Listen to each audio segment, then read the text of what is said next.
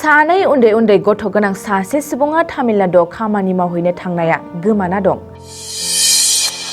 बे जाथाया जोबोद दुखुनांथावदि गसाइगाव महकुमानि सिङाव थानाय बल्लामजरा गामिनि थागिबि दिपन मोसाहारि मुंनि सासे सुबुङा थांनाय 2 बोसोरसो सिगां खामानि मावनो होनना तामिलनाडु फारसे ओंखारलांदोंमोन।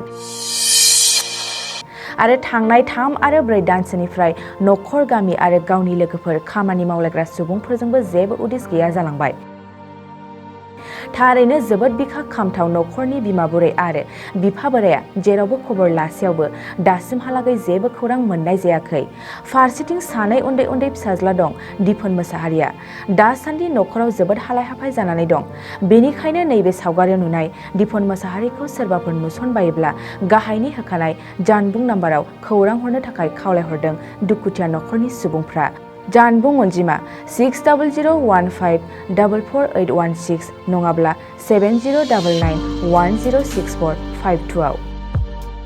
फिसा हौवा गोमानानै दं। माने मास मोनथामसिमहालागै जाबाय। दासिमबो खुनु खबरानो गैया। आं बेखौ मोनब्लाबो हामसिगौमोन। कन्टेक्टफोर गामिनि कन्टेक्टफोर माबानानै मबाइल नाम्बार कन्टेक्ट लानानै हरब्लाबो आं गोजोनगौमोन। दा बिनि खुनु खबरानो गैया।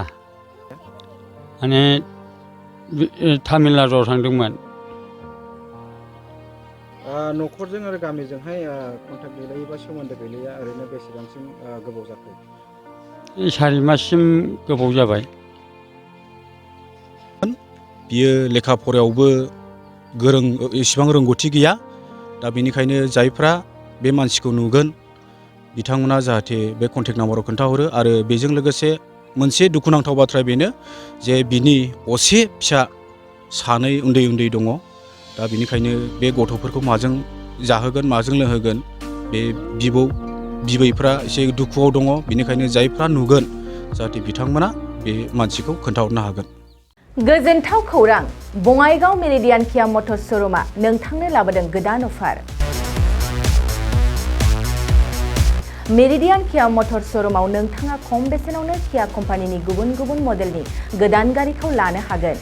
बेनि अनगायैबो मिथिनो गोनां बाथ्राया बेनोदि किया कम्पानिनि 2022 मडेलनि गारिखौ गासै 40,000 रां रेहायाव मोननो हागोन।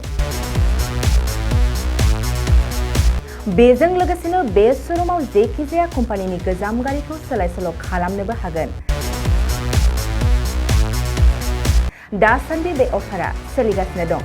मेरिडियान किया मटर्स श'रुमआ सा बङाइगाव साफागुरि र'ड आगराला देहा फाहामसालिनि साखाथियाव थानाय महामाया हटेलनि अपोजिट साइडआव दं।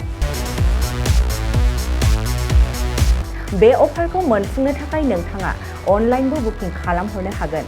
लोगोसेनो गोबां मिथिनो थाखाय थोंजोङै 7099003414 नङाब्ला 8822790662 जानबुं अनजिमायाव जगाजग खालामहरनो हागोन आरो बङाइगाव मेरिडियान किया मटर्स श'रुमआव थांनानैबो नायनो हागोन।